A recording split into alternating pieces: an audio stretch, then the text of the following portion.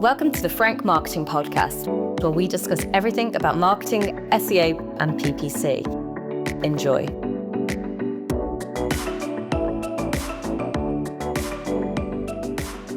Hi everyone, welcome to the Forank Marketing Podcast. This is our second episode and we're absolutely thrilled to have you here, as well as our lovely guest, Kyle Rushton McGregor. So my name is Zoe Ashbridge. I'm one half of Forank and co-founder here with my co-host Lee, who is the PPC and also co-founder of Forank. We are in for a treat today because Kyle and is amazing, obviously, at measuring marketing. And Lee also is really, really good. I'm not so strong myself, so I'm sure I'm going to learn a lot in this episode today. So before we jump in, guys, what's been going on in life and work? Lee, what have you been up to? Hi, everyone. I just feel like I've had a really shitty start to the week. And it's just progressively got better, not because we're coming into Friday. I just feel like really just motivated. I've been talking to a lot of people about new strategies and just feeling pumped again and like loving work again. I think that's like gets my blood going, you know. I mean, we always have these conversations, which is why we're making a podcast, I guess, because we do talk about this a lot and we're just going to put pen to paper. So that's been going on. I have personally I got a new dog as well called Fendi, and she's lovely and she's with me now. So you may hear her panting or whatever in the background, but she doesn't bark. So we're all good there. Okay, does she run ads? She does. She can do. And what about you, Kyle? What's been going on? Yeah, not much. It's been a busy month. I took some time off at the start of the month for my birthday.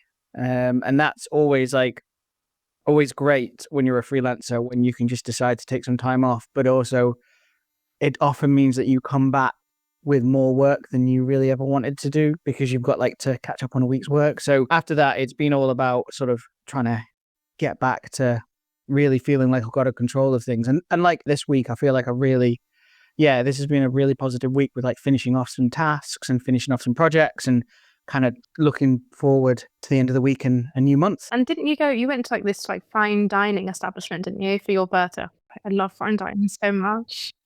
Was it like Michelin rated? It was a 2-star Michelin restaurant. It was Andrew Farley at Gleneagles. And it was amazing. Yeah, it was really good. It's a once in a lifetime thing. I feel like, yeah, it's something you've all got to, everybody's, if they can experience it. It's I'm in a privileged position that I was able to. So yeah, my wife took the iconic flight range and that was unreal. I was driving, so I was not drinking, and I paid £88 for juice essentially. Oh no, because you usually get fancy wine pairing and stuff. You've got to do it again. That's it. That's it. Yeah, I've got to. Yeah, Hannah will have to drive this time. Yeah, I think that's very fair.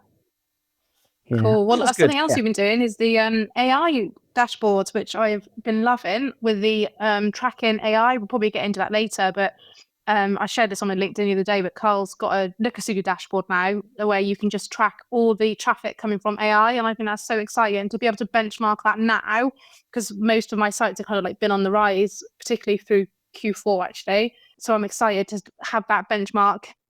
January 25 is where we're looking. It'll be really interesting to look back at that in, probably just 6 months time, never mind years.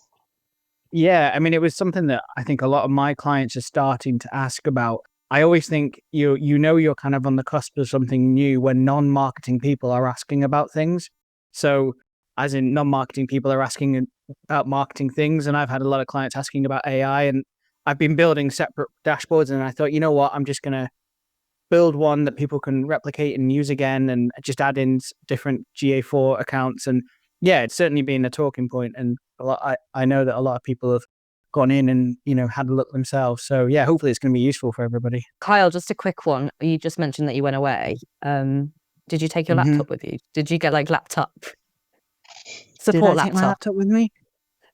I think I might have done. Oh, Kyle. I know, it's like a support thing, isn't it? Even if you don't open it, you just know it's there just in case. Yeah, it's true, isn't it? Yeah. The anxiety of being away from it. Yeah, I'm going to say in my defense, although this probably isn't defensible, but for those who don't know, I live on the Orkney Islands, and it's especially in the winter, the weather can be a bit temperamental. So in my defense, I took the laptop just in case I couldn't get home. That's fair. That was the thinking. Fair. Thanks. Maybe it was defensible, but yeah, it's still something I'm trying to do, is not take a laptop away, but it's so difficult, isn't it? Yeah. difficult. Yeah. Well, yeah, we always joke about it.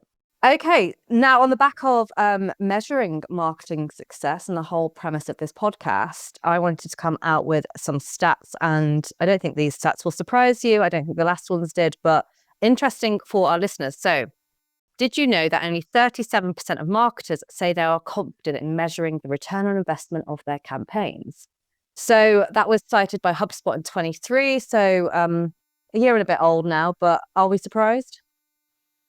I'm surprised at that, actually. That's Really? low. I'm not surprised.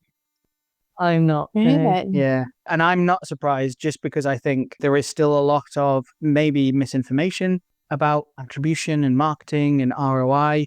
And also marketers are so busy. Maybe they, maybe part of it is getting the resource to be able to actually say the data's already there, but actually what does that tell us?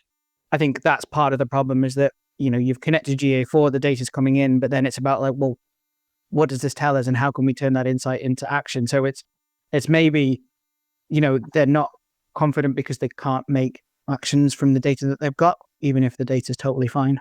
Yeah, that's interesting, actually, that telling the story, because I feel like that comes apart with all of us. So Zoe obviously is predominantly SEO, I do PPC, but it's actually understanding that data. And I think, Zoe, we spoke about this before, is like you always kind of talk about even planning out stuff as like that return on investment and what that looks like with SEO. And I feel like people just see SEO, in my opinion, and correct me if I'm wrong, but feel like SEO is just based off like impressions and clicks and like where we're ranking. But I feel like it's just so much more than that. And do you want to just sort of talk about that a little bit?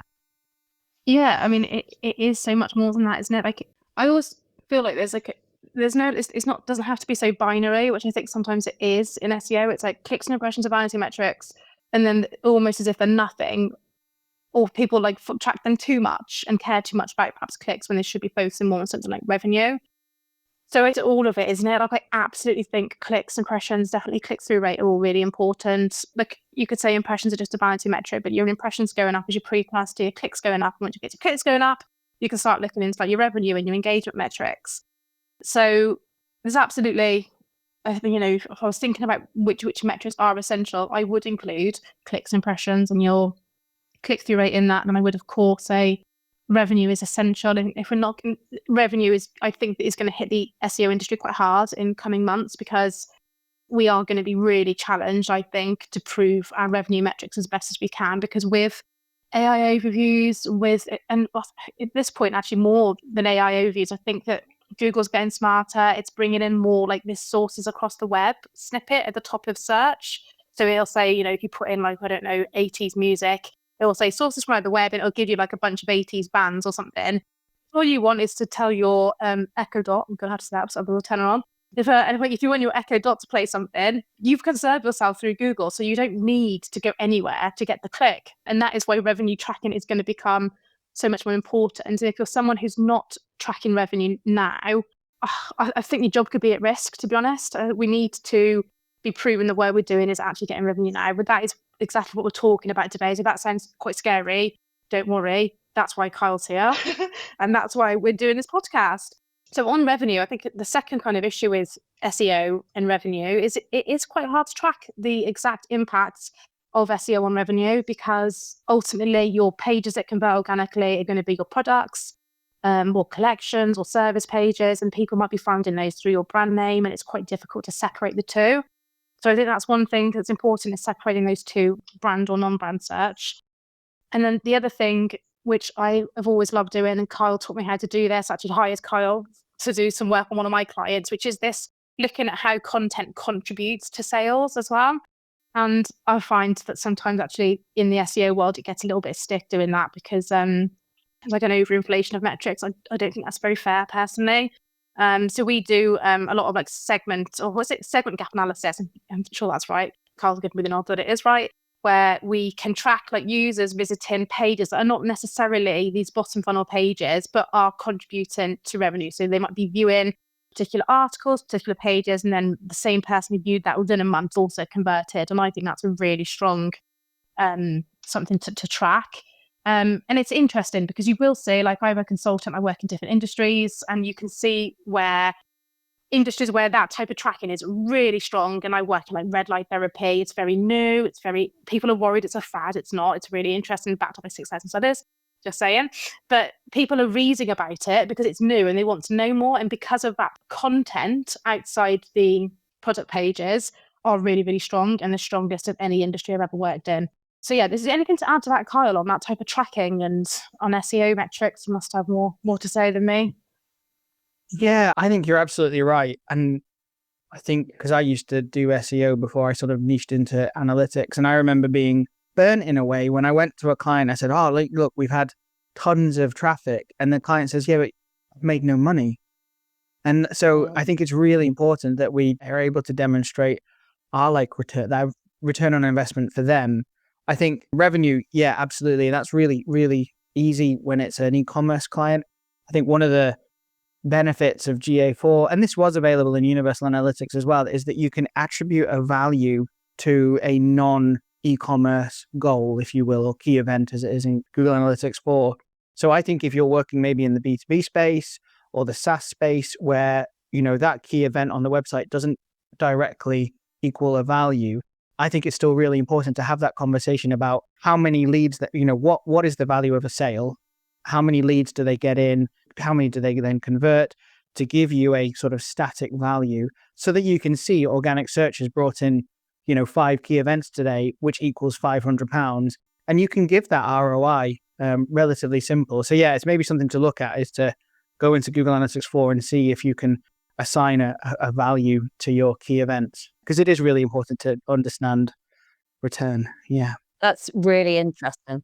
Yeah, it is. And we find this in B2B, Lee, don't we? Where when we can only get so much information and data as marketeers, and then we kind of need the client to close the loop as well. So they can say, yes, you got this lead, we can track it, and we know that we converted it in sales. And that sometimes doesn't happen, which is another reason, because the client just doesn't do it, even if we ask 100 times, which is another reason to track as much as you can and get that attribution figure. So at least you can kind of fight your own corner, I guess, is what I'm trying to say. Like, you can come with the evidence because you won't always get it from the client or even your sales teams, which leads us nicely on to pay-per-click, Lee, and your thoughts around that and more.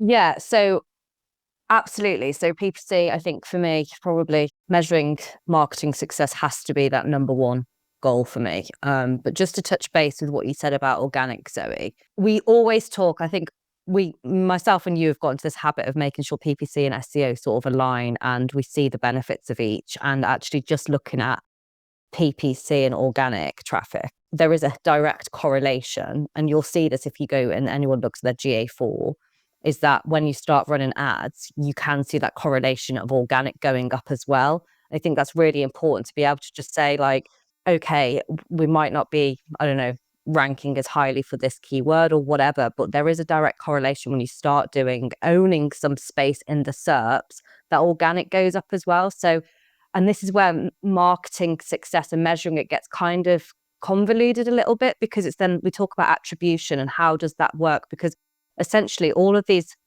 marketing tools you're using or channels are all aiming for the same goal.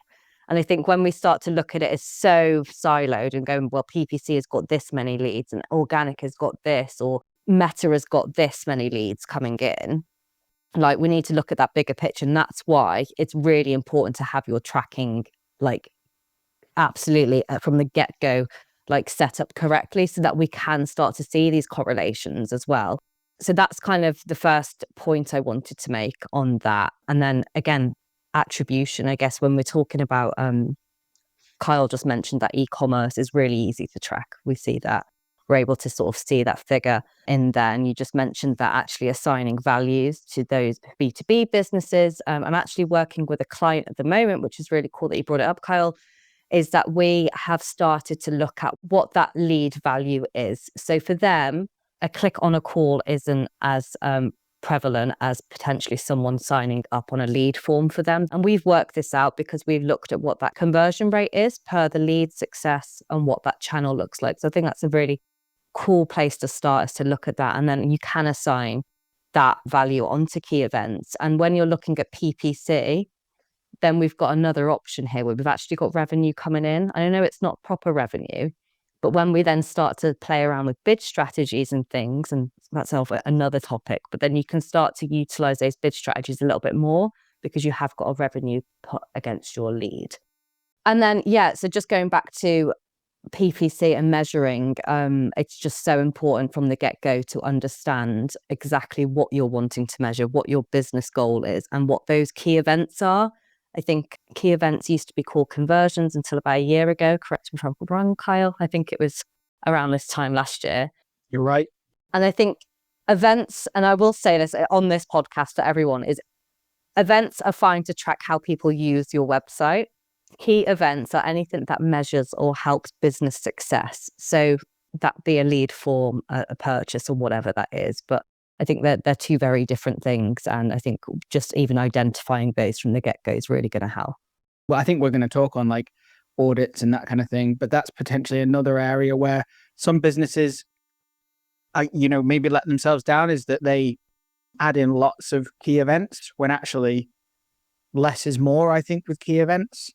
I've seen e-commerce clients where they've got events like add to cart and begin checkout and page view as key events. And it looks really good. It looks like you've got a conversion rate of like 98%, but actually is somebody adding something to cart really a key business goal, or is it really when they make that purchase? So less is more, I think, with key events. 100% agree with this. And it is a very common thing that I see in a lot of accounts, especially with PPC, that they kind of import all of their events, which, might I add, is now an option, which myself and Kyle found out the other day. You can now import all events into Google Ads, which is kind of cool, also terrifying, because this will lead into situations like this where people are adding any event into Google Ads as a key event, which then skews your conversion data and that. So naughty, isn't it? Do you know, though, I think it's hard, isn't it? Because I think now as well, I think there is more pressure on marketing. And I don't think people would maliciously, well, maybe some people would maliciously try to inflate their conversions. But I think when you're under a lot of pressure, maybe you can feel like pressure to do it. And I think, but like, it doesn't help you as well. And if you love your job and you want to do well, the best thing you can do is lay the data out flat, as honestly as you can get it, and just deal with what's in front of you and how you can improve it. Because when you put I think this is quite big in SEO, really, is the revenue pressure. It's hard. Like, sometimes I'm a little jealous that I didn't just stick to clicks and everything would be happier and easier and my nervous system would be more regulated. Because as soon as you add that revenue layer, it's really high pressure because you've got like a figure now against your work. But I think I've made leaps and bounds in my SEO from having that pressure put on me, because you're being kind of more honest with yourself, and it makes you have to go out and get those. You will find a way. If it's like a non-negotiable, I've got to make money, you'll find a way to do it. Where do you find like the easiest way to be able to help like track revenue from organic and things? Like, I know we can obviously look at GA4 and look at the source analysis and things, but again, it goes a lot further than that. Organic might have brought you initially the person onto the site from their first visit and they've been retargeted, but obviously the attribution gets muddled a little bit there. Yeah, absolutely. And I think one of the things that doesn't help in Google Analytics 4 is that there's lots of different ways to find that attribution. But I think if you look at a GA4 and you go into advertising, and then there's a folder called attribution paths, and you click on that can tell you, how different channels have worked with one another to get to that endpoint. So there's that, which kind of demonstrates, well, actually, although, SEO might not be the final point at which somebody makes a purchase, it's clearly really important at the start of the journey, maybe because they're searching for some informational content, then they're aware of the brand, then they search for the brand, and then Lee comes in and just steals all of that, revenue with her PPC, that kind of thing. Battle of my life. Yeah, that's where the attribution path comes in. And I think just to it can get a little bit confusing, because if you go into the report section, there's a report called traffic acquisition and there's a report called user acquisition. And they're kind of like two different attributions. So the user acquisition uses the default channel group of first user, and that's the channel by which a user arrived to the site for the first time. So that's like first click attribution. Traffic acquisition is session. So it's kind of like last click attribution. But you can combine them together. So you could add in first user session default channel group with a secondary dimension of session default channel group. So you can see, what did the user first arrive to the site with, and what was the session channel by which they then made a purchase, that kind of thing. Those are interesting things to know, but it is difficult to know for sure. Absolutely. That's really insightful, actually. I think this is why I love Kyle, because I just always feel like every day is a lesson with you. I'm always like, you've helped us so much. My wife doesn't feel the same. My wife does not think every day is a lesson. Maybe she does, though, and that's the problem. Yeah. Every day's a school day and learning the mistake she made 15 years ago. Yeah. She's not here right now. I'm safe. I can say those things. Automatically, like, you go off screen, we'll know why. Yeah, exactly. Yeah. Cool. I guess one of the things as well, we get a lot, I'm going to talk about B2B, just because that's kind of more of the industry that myself and Zoe find ourselves in. Kyle, I think you're a mixed bag here, actually, but correct me if I'm wrong. But I think one of the things we get asked a lot, and I guess it's a B2B marketing challenge, is I guess the quality of leads. So I think we should touch base on how we can identify those and how we can improve those as well. So the question for you, Zoe, is how does SEO help attract higher quality leads through potentially content strategies and similar? Yeah, so I suppose the main way is, what's really nice about SEO is you can get in front of people a nice landing page or nice bits of information that basically solve a problem that they're looking for the solution right now in real time. And if you can get your page to the top of Google, you're going to be able to help that person. That page might be able to, as we talked about, attribute to different events on a website, maybe download a white paper or, anything, sign up to an e-newsletter, join a webinar, get a demo, all that kind of stuff. The key, though, with SEO and getting high quality leads is the right type of content.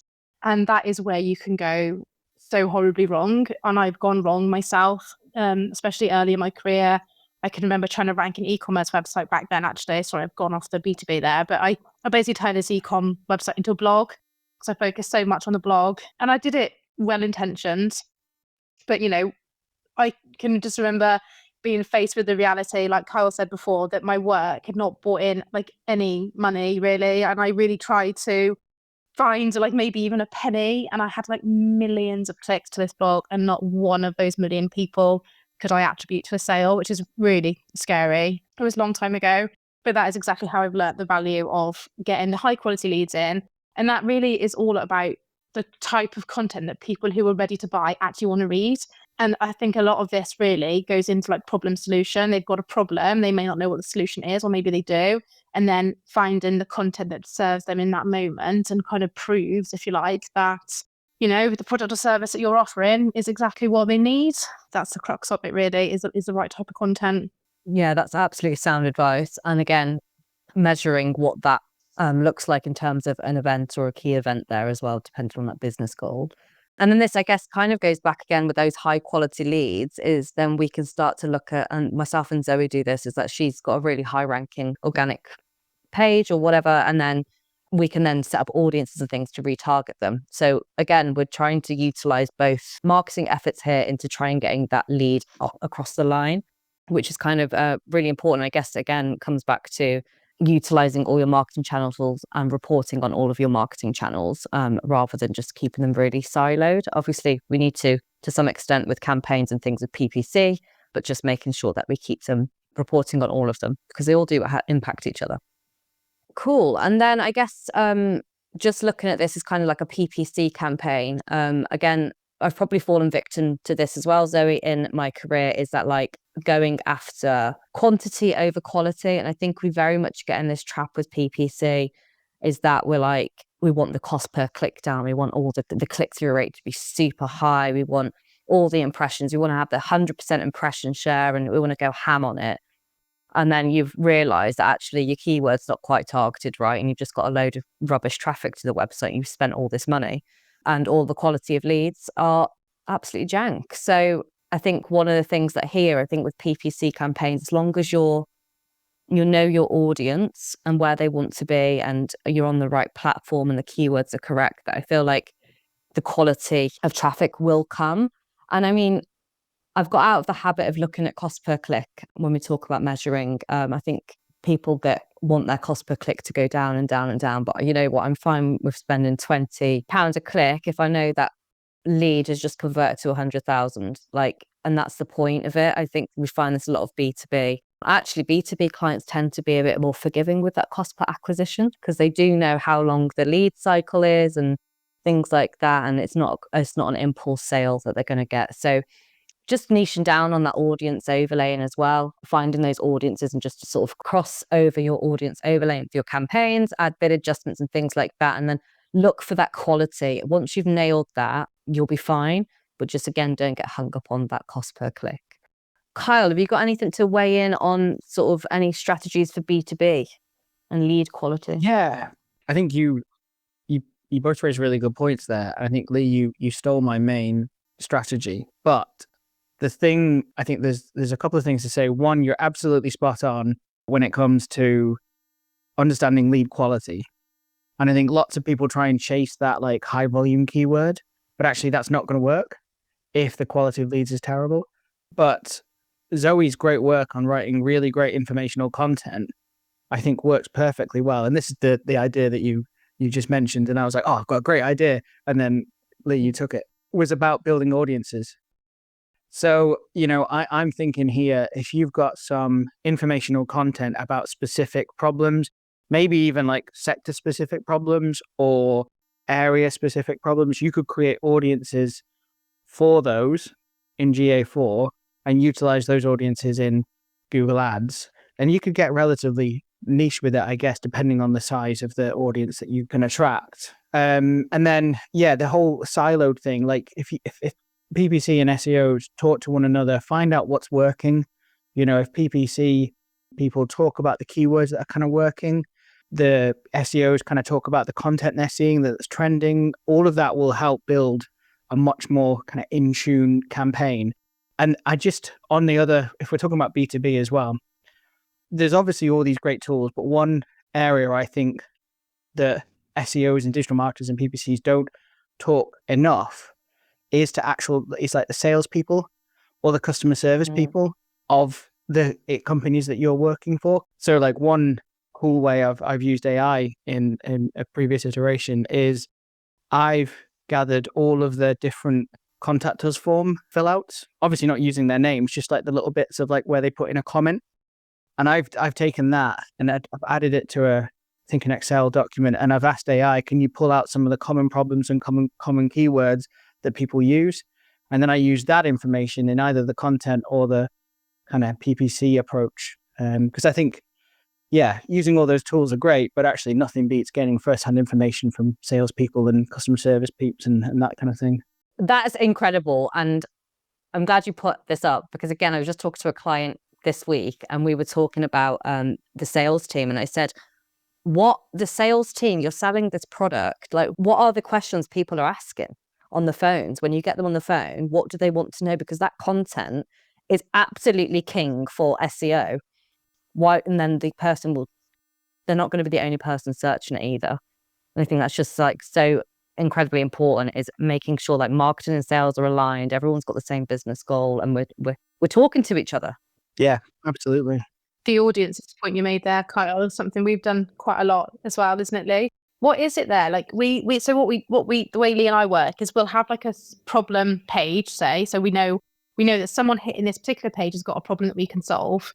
And now I need to build audiences, and I also get the number I need to reach, 10,000, an audience of 10,000 before you can retarget them. Is that right? No, it's, oh my God, my knowledge is going to be jank now. I think it's 1,000. 10,000. It's over 10,000. I think it's 1,000. It's not 10,000. It's 1,000 on Google. 1,000.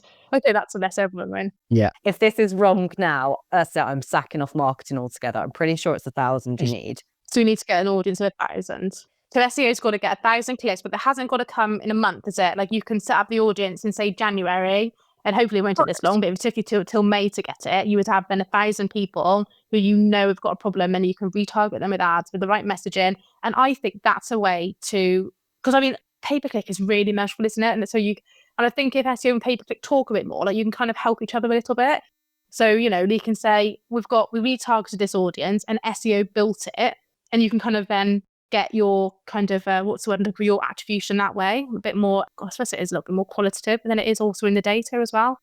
That helps. And then another thing I wanted to mention on the back of this, like audience building and the idea of getting people to the website, then retargeting them, is this idea of like shared assets. And I just don't think I see this enough in between SEO and pay-per-click, where it's always like all the SEO strategy and the pay-per-click strategy. And I'm thinking, like, sometimes I'm asking for like 2 pages from design and dev to do the same thing. And it's like, sometimes that is necessary because the pay-per-click page might be a little bit like more driven for conversion. It is a little bit more at the bottom of the funnel, but I don't think it always needs to be that way. And you can save a lot of time, a lot of money, a lot of resource if you look at where you can share.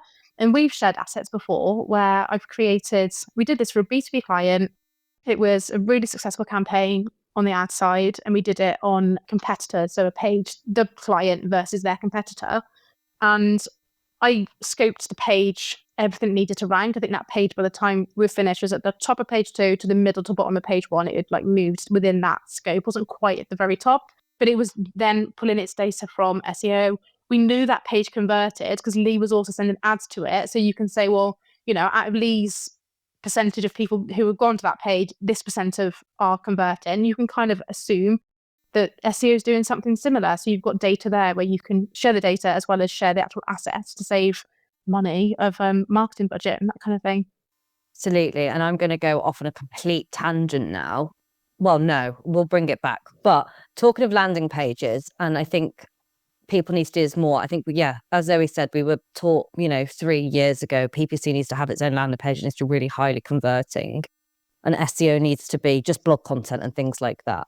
What we're seeing now, and I think this is a shift with SERPs as well, and Gemini and all that, and AI, is we found better success in ranking.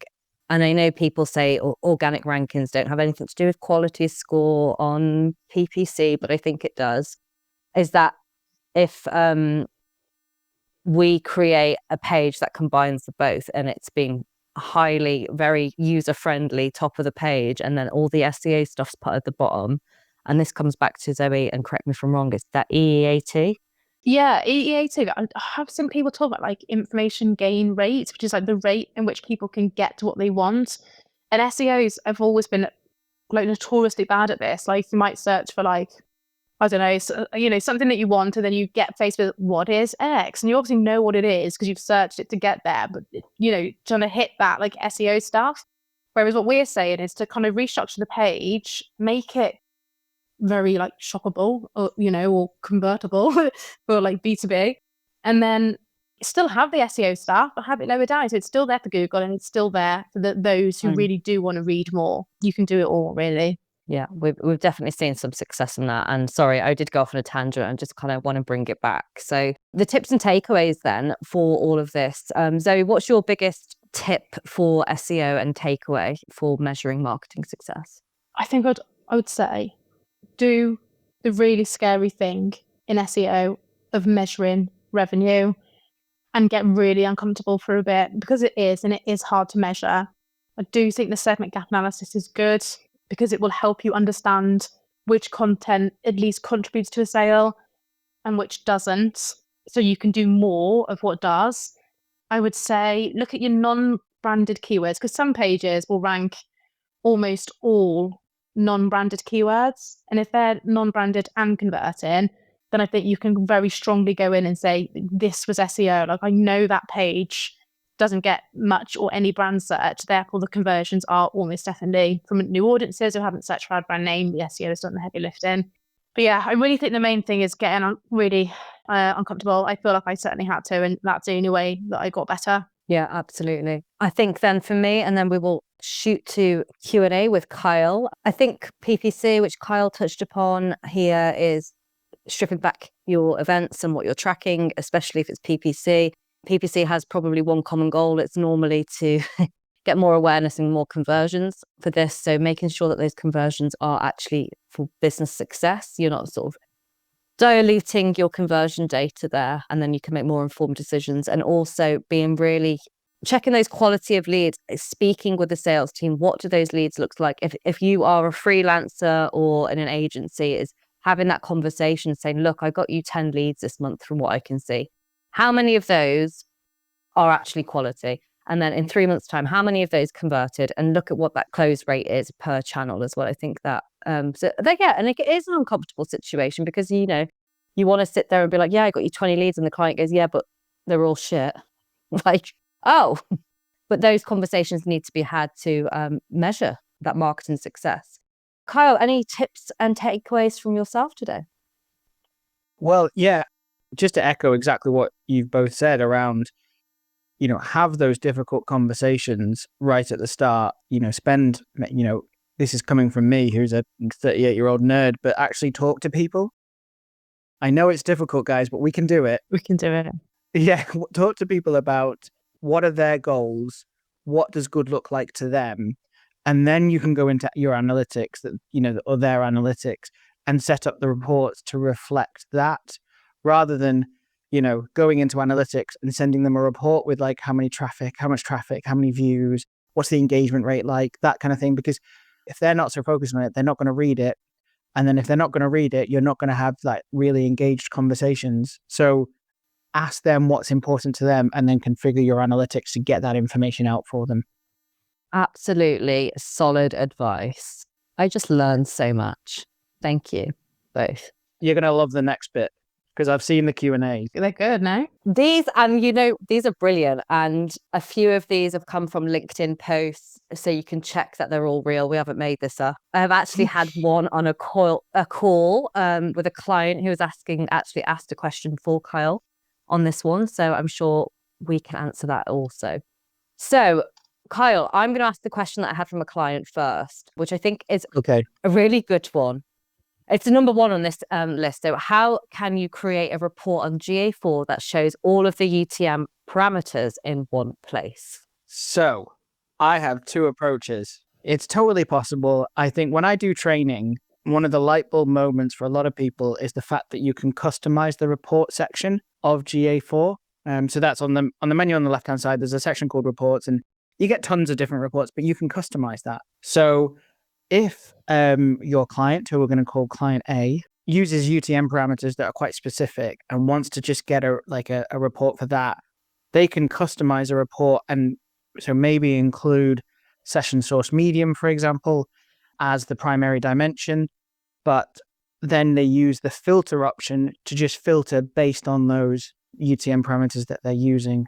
So you'd want to make sure that your filter is just purely focused on session source contains whatever the UTM source is, for example.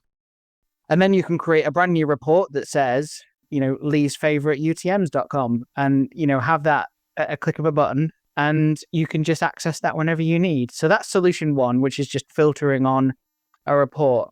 But another solution is, and I sort of thought this through because I've had two separate clients. One sells really fancy watches, and one is a wildlife trust. Not the wildlife trust, a wildlife trust. They both have QR codes on either in their stores or in their site. And that would go into unassigned in GA4. But you could actually create a brand new channel and call it offline tracking or offline QRs codes, for example, and set it up that way. So you could, rather than have to click on a specific report, you could see your main traffic acquisition report, and you'd have organic search, paid social, and then you'd have offline QR codes, and you'd see all of that data there in that kind of report. So two different ways, both useful, both right, but maybe different approaches, whatever works for you and client A. Awesome. Thank you so much. Zoe, a question for you, I think. What do you think about AI? Or maybe this one's for everyone. What do you think about AI, and how can we track this going forward? What can we do now? That's a good question. I want to throw that to Kyle first, because I think, go on, Kyle.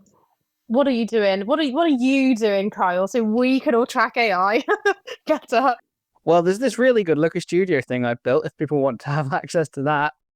Yeah, I mean, I suppose just throwing it back to you, Zoe, like the bigger question is like how can SEOs or how can companies become more apparent and visible on different AI tools? What do I think about AI? I don't think it's going away. I don't think it can replace human connection. I think we move far too fast in removing that from conversations and content and that kind of stuff. But it can certainly help speed up a lot of the sort of admin side of things to make time for human connection and conversation. Yeah, but how we track it going forward, very similar to what we just spoke about with the UTMs. Like that Looker Studio report I built was just filtered on session source containing all of the different AI tools. So you could do exactly what I just spoke about before and create a primary channel group called AI. And there you can see it in your traffic channel report. Yeah, it's a really good report as well because I looked at it. You sent it to me yesterday or maybe the day before, and I just started off putting all my websites into it to see what's going on. And I was surprised. Like I was actually really surprised that Perplexity was getting way more clicks than I thought. I would have said that ChatGPT was doing all the heavy lifting. And it's actually not the case. So it gives you like a view of what's going on, where people are going. It's not going anywhere. And I've got 101 opinions about like using AI to create content. I'm not going to go into that because I could do a whole podcast on it. But I think like whether you like it or not, AI is now serving people. Even my dad is a bricklayer and he was like, oh, I was bored the other night. So I went on ChatGPT. I asked my dad is using ChatGPT. Like what? I couldn't believe it. But, my dad, the bricklayer, is using ChatGPT. So, it's now like it's well into the public now. It's really getting there and it's only going to happen more. Yeah, we have to start tracking it. In my experience, good SEO gets rankings into AI. So I've tested my own client site, just having a conversation with the AI, asking it, what do you recommend for problem and seeing if your clients get mentioned in there. I've shared this on LinkedIn. Some of my clients are mentioned in the AI overviews, also on ChatGPT. It's a lot of branding. What's interesting as well, I actually saw someone post about this on LinkedIn the other day, but I swear I did it on myself first. I swear. You can ask it like, why did you not mention your client's name? And it will come back. And what it said, it seems the person did this had the same response to me, that it like looks at credibility, brand. So it's still all the EEAT stuff. I think PR, I think backlinks, I think reviews, testimonials, all that kind of stuff is going to help us get in there. And then I think I would really, actually, that should have been a takeaway. Actually, I think we need to start tracking AI stuff now so that we can kind of, just know it like we know Google. Really, it's really time. What about you, Lee? What about AI with pay-per-click? Is there much? There is, and not so much using AI for PPC, more of a hindrance in the fact that Gemini is taking over the SERPs, which means my ads are lower down. And I'm sorry, I'm talking about Google ads specifically here. But one of the interesting ways with this, and it goes back, is when I was talking to a client, I was like, okay, so the SEO content plan that I told you to do 2 years ago, which you didn't do, you wanted to stick with ads, has now bit you in the arse a little bit because Gemini could have pulled that information out and you could have been in that space. The tables have turned. Yeah, I know. So, and I don't know if Gemini is pulling information from PPC. I should imagine not because No, you put money on it. So we're coming up with a plan now. So what we're seeing with this particular client is PPC has worked so well for them. And we're seeing this decline, but the SEO hasn't been there. So now we're going to have to really, really make gainway with pushing organic stuff up because PPC, unfortunately, is becoming lower down on the funnel. But I see in the very near future, ChatGPT will have some sort of advertising on there. So I'm all right. all in time. They've got to make money somehow, right? Yeah, I mean, $20 a month isn't going to cut it for them. But Kyle, I don't know if this is going to be a difficult one to explain. Maybe not, but maybe you could share this on LinkedIn or someone could go and find you afterwards for some information. But how do you best like to show a customer journey on GA4? And do you have a favorite exploration? I know we spoke about the attribution paths, but is there any others that you've created? Yeah, I mean, they're there for anybody to use. The two And again, this is like a light bulb moment for some clients. Like I was on a call with a client last week, and the exploration I was showing them was the path exploration report, which kind of indicates how users are going through the website. And you can either start at the start or start at the end with a path exploration report. So you could start with that conversion point and work backwards to see how actually are users going through the site in that user journey, or start at the start. And it can be a real light bulb moment for people where they're like, I expected users to go this way, but users are going this way instead. Why is that? And what can we do about it? So that's the path exploration report. The funnel exploration report. Now, I think it's clear that the funnel exploration report gives you an idea of how users are going through a particular journey via certain steps. And those steps you create yourself. And so great for e-commerce. You can see add to cart, begin checkout, all that kind of stuff. So you can see where people are leaving that particular user journey. But I don't think it should just be for e-commerce. I think B2B clients, like SaaS clients, build up an idea in your head of what the perfect or your user journey is, add those as steps, and then you can see where users are leaving and find opportunities to improve that kind of abandonment rate. Yeah, so those are the two I really like: funnel exploration and path exploration. Awesome. Actually, that's a really good one, that funnel one. I've just already had some ideas in my head. I'm like, yeah, we could do that with this client because they've got kind of a sort of a funnel going, but they're not measuring that funnel. No, they have got a funnel. They're just not measuring it. So that'd be awesome. Zoe, go on. You fire away. Ask a question. Well, I quite like this one. So these are all listed in front of us, by the way. People don't know. So these come from the LinkedIn questions. And I really like this one because I think if you were starting with GA4 or starting to get better at tracking, what would you do first? So Kyle, if you were tasked with reviewing how a company is using G4, what would you do to make sure they're accurately tracking all the important website and app actions? Yeah. So, I mean, I do have an audit document that I go through. I think there's 80 plus points there that I look at just to kind of make sure that the analytics is really firing on all cylinders and built and set up to best practice. But so the question is, what would you do to make sure they're accurately tracking all the important website and app actions? My question back would be, what are those important website actions? Because I don't know the business as well as a business owner, for example. So I'd be keen to hear from them what are the important things that they want to hear, and then just make sure that they're set up. Make sure we're building out that funnel, make sure that we've got our key events set up, make sure that they're compliant from a consent perspective. So yeah, it's kind of, I get this a lot. A client will ask me what should we be tracking? And I'm like, well, I could go in and just decide for you. But I think the more important thing is understanding what you want. And then there's a conversation we can go through. There's different approaches, what's a North Star goal? We can build metric trees. We can learn about leading and lagging indicators, all that kind of stuff. But really, it's almost a gut feel. What do you know is the thing that makes you money? And then build that out into a sort of how GA4 is built. So I think that stops as well this analysis paralysis as well. Because if you track too much, you're just going to lose your head in the numbers. They don't really mean anything. You're going to get caught up on the wrong metrics.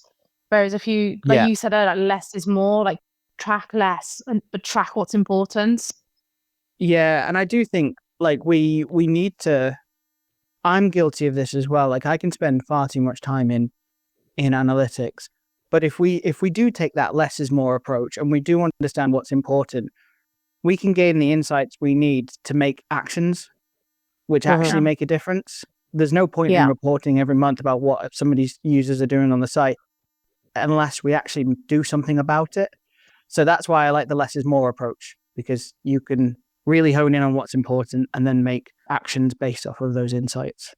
I think on that as well, like you said, ask whoever you're reporting to what they want to see as well. Because I report on stuff that I don't send to my clients sometimes. And that might actually just be because I'm a bit of a nerd in certain areas and I want to learn more about content and how it plays a role. So I might track data that I don't even give to the client because they're not going to read it. They're not interested in it. And we had a really big lesson on that, Lee, didn't we, a few years ago, where we were over reported basically. And then when you ask people what they're reading, They're like, oh, we literally like we get that and we don't even open it because we don't understand it. Maybe we're overwhelmed by it. So you're creating this report, which can take an hour, 2 hours, maybe for it not even to be read. Like, what a waste of time. So I think as long as anything you track is productive and leads to actions, track it. If it's not doing one of those two things, or if maybe sometimes you just piqued your interest, we'll look into it, something is okay. But if it's not doing any one of those three things, just don't bother with it. Just let it go. Yeah. On the back of that as well, Zoe, I think I've changed. We grew up. We didn't grow up in the agency, but we started work together in the agency. And one of the things that we used to do before we had APIs and all that is you used to literally manually input into a spreadsheet and then tie it up and write a few words or whatever. It used to take freaking hours. I remember we'd spend like a whole week doing reports. I used to dread it. And one of the things that we've got into the habit too is, I'm not going over our marketing meetings or monthly performance meetings are not me reading off a sheet to you. You can all read yourselves.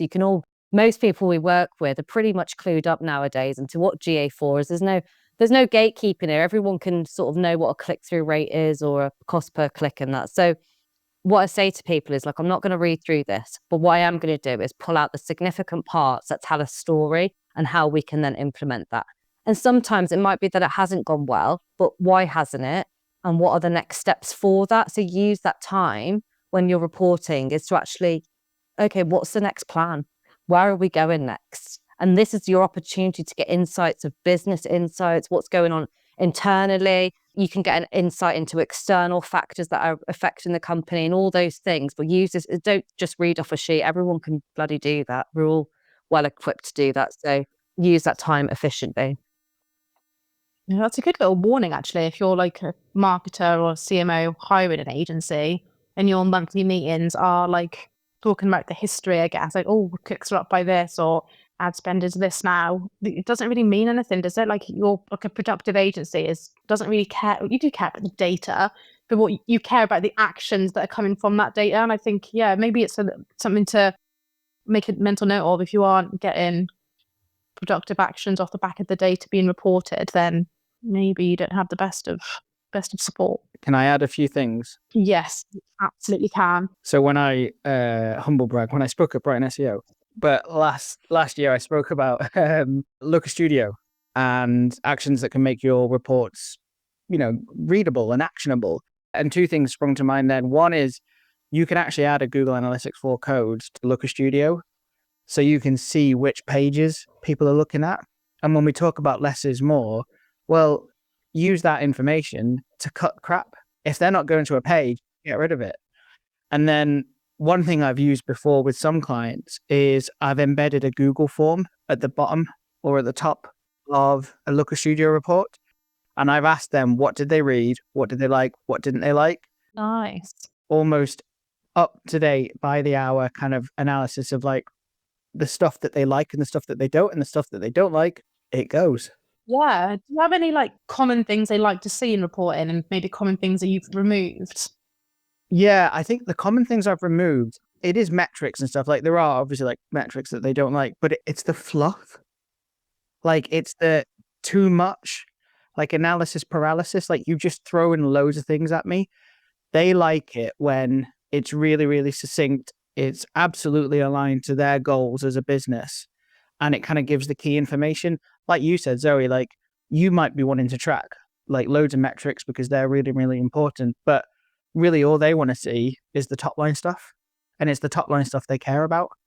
So it's always like the tables with like 20 different metrics about like an average engagement session and bounce rate. And nobody knows what bounce rate does anymore and all that kind of stuff. And all that stuff they don't care about. And to be fair, I don't really care about either if I'm building a report. Like, I just want to show them that they've made more money than they did last year. If you are spending hours building reports, stop it right away. Yeah. Hire Kyle. Yeah, hire me, whatever. Get a template, just build something in a Looker Studio. Honestly, if you're spending hours at the start of every month building reports, you're doing it wrong. Absolutely. Well, I think that kind of wraps up the entire podcast. This has been a very eventful and fun podcast. Really good. I've really enjoyed having you on, Kyle. Oh, it's been my pleasure. Thank you. Thank you for joining. I know that you take time out of your busy schedule to do this, so appreciate it. It's absolutely fine. I loved it. I'm going to leave this chat really like buzzing and excited to kind of like crack on and help people out. We always love talking to you, Kyle. On our last podcast, we actually we don't know why we were talking about you. We were just like randomly talking about you. He's such a good guy. Like, can't wait to get Kyle on. He's so knowledgeable. But I said to Lou, we should take the recording, cut it up and send it to you, like kind of like a bit tongue in cheek, being like, use this in your marketing. But Lee never pressed record, so the joke didn't happen. But now at least I got to tell you about it. Well, I mean, it's definitely recording now, so feel free to like say those kind of things. I'll leave because I'll just get really embarrassed, but feel free, Thank you so much. And just to recap then, if you want Kyle's AI tool, go and check him out on LinkedIn. I'm sure you'd be happy to share it. It is on LinkedIn, right? Yeah. I've just made that up. Yeah. If you want any help with Looker Studio, Kyle is your guy. Anything analytical, everything we've talked about, go to Kyle. We have been doing this job for how many years and we still go to Kyle. So every day, like I said, is a lesson. We learn so much from you and we love you, Kyle. Thank you. Yeah, we do. Thanks, guys. Thanks. Thank you for joining this podcast. On our next episode, we will be talking about why sales and marketing departments need to combine forces. We actually just spoke about this briefly before, so come along for that. These episodes will be released every last Friday of the month, so make sure you tune into that one in March as well. And as always, please subscribe, follow us on LinkedIn, and keep an eye out for March's episode. Thanks, guys. Thanks, everyone. Bye. Thank you for listening to the Forank Marketing Podcast. We'll be releasing a new episode every month, so don't forget to subscribe and leave us a review. We look forward to seeing you on the next one.